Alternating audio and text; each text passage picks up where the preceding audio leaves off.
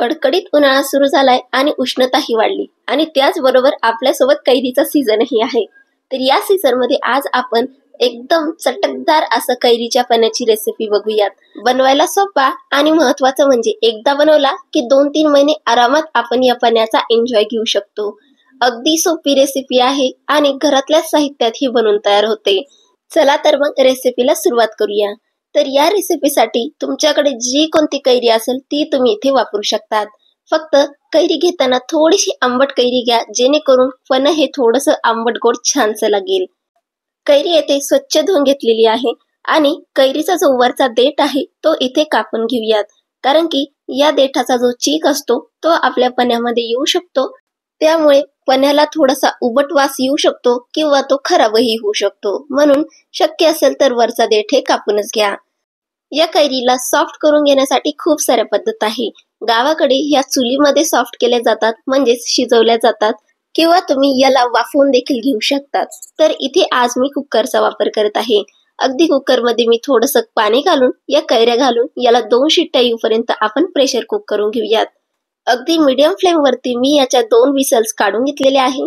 जास्त अजिबात शिजू नका, नाहीतर कैऱ्या अगदी जास्त सॉफ्ट होऊन जातील आणि आपल्याला याचा गर काढायला खूपच जास्त अवघड जाईल। आणि जर या कैऱ्या जास्त मोठ्या असतील तर तुम्ही एखादी शिट्टी अजून जास्त वाढीव घेऊ शकतात। इथे मी 2 मध्यम आचेवरती शिट्ट्या घेतलेल्या आहे कुकरच्या। तुम्ही बघू शकता कैरीचा रंग देखील बदललेला आहे आणि या कैऱ्या सॉफ्ट देखील झालेल्या आहे। आता आपण यांना काढून घेऊयात आणि हलकसं इथे थंड करून घेऊयात। इथे आपल्याला अगदी गरम असतानाच या कैऱ्यांचे साल काढून घ्यायचे आणि त्यावरचं गर काढून घ्यायचं आहे। जर हे थंड झालं तर आपल्याला यावरचं गर काढायला खूप जास्त अवघड जाईल। हे अजून सध्या खूप जास्त गरम आहे, तरी सुद्धा मी काढण्याचा प्रयत्न करत आहे, पण तुम्ही थोडंसं थंड केलं तरीही देखील चालेल। बघू शकतात कैऱ्या अगदी सॉफ्ट झालेल्या आहेत आणि यावरचं गर आपण असं चमच्याच्या मदतीने काढून घेऊयात, त्यामुळे आपलं अजिबात वेस्टेज होणार नाही आणि पूर्ण गर आपल्याला इथे भेटेल। तर इथे मी पूर्ण गर काढलेला आहे आणि हा वजनी बघितला तर 350 ग्राम इतपत आहे। तुम्हाला लक्षात असेल मी तुम्हाला ज्या कैऱ्या घेतल्या होत्या त्यांचं वजन अजिबात सांगितलेलं नव्हतं। त्याचं कारण हेच, कारण की शिजवल्यानंतर त्याच्या कोया आणि साली निघून जातात आणि वजनात अंतर येतो। त्यामुळे हे काढून झाल्यानंतर हे 350 ग्राम इतपत आहे आणि 350 ग्राम म्हणजे 350 ग्राम कैरीच्या गरासाठी मी इथे 250 ग्राम इतपत साखर घेतलेली आहे। तुम्हाला जर थोडंसं आंबटपणा आवडत असेल तर तुम्ही इथे 200 ग्राम साखर देखील वापरू शकतात, किंवा या ठिकाणी तुम्ही गूळ देखील वापरू शकतात, किंवा मिश्रीचा वापर देखील तुम्ही इथे करू शकतात। फक्त येथे रेशो लक्षात घ्या, जर तुम्ही 1 किलो कैरी घेतली असेल तर त्यासाठी अर्धा किलो साखर किंवा गूळ तुम्हाला येथे वापरायचा आहे। आता हे झालं, आता यामध्ये मी काही फ्लेवरिंग एजंट टाकणार आहे, म्हणजेच काही मसाले घालणार आहे। तर त्यामध्ये मी अगदी 1 चमचा इतपत काळं मीठ घातलेलं आहे। काळ्या मिठामुळे याला मस्त चटपटीत अशी चव येते। त्याचबरोबर मी इथे 7 ते 8 इतपत पुदिन्याचे पानं घातलेली आहे। हे ऑप्शनल आहे, तुम्ही वाटलंच तर फ्रेश पुदिन्याची पानं तुम्ही पन्ह करता वेळेस देखील घालू शकतात। त्याचबरोबर मी इथे 1 इंच बारीक केलेलं अद्रक घातलेलं आहे। हे ऑप्शनल आहे, तुम्हाला जर आवडत नसेल तर तुम्ही स्किप देखील करू शकतात। त्याचबरोबर मी इथे थोडंसं साधं मीठ घातलेलं आहे आणि यामध्ये अजून फ्लेवर्स वाढवण्यासाठी मी इथे 1 चमचा इतपत भाजलेले जिरेपूड घातलेली आहे आणि सोबतच 1 छोटा चमचा काळी मिरी पावडर घातलेला आहे। आता सर्वात महत्त्वाचं म्हणजे कैरी तर पोटाला थंडावा देतेच, पण त्याचबरोबर पोटाला थंडावा देण्यासाठी इथे आपण 2 चमचे इतपत सौंफ घालणार आहोत, बडीशोप घालणार आहोत। यामुळे आपल्या पोटाला खूप जास्त प्रमाणात थंडावा भेटतो, तर ही नक्कीच घाला। आता हे सर्व जिन्नस घातल्यानंतर आपण याला थोडंसं वाटून घेऊयात। तर इथे मी तिखट घालायला विसरले होते, तर त्यामुळे मी इथे 2 हिरव्या मिरच्या घातलेल्या आहे। तुम्हाला जरी तिखट आवडत नसेल तर तुम्ही स्किप देखील करू शकतात, पण हे पण थोडंसं तिखट खूपच छान लागतं। आणि याला परत मी वाटून घेतलेलं आहे।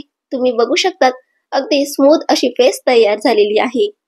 जर तुम्हाला हे स्टोअर करायचं नसेल तर तुम्ही हे असं डायरेक्टली जर वापरलं तरीही देखील चालेल, पण जर तुम्हाला हे स्टोअर करायचं असेल तर याला थोडंसं आपल्याला प्रोसेस करावं लागेल, म्हणजेच थोडंसं शिजवावं लागेल।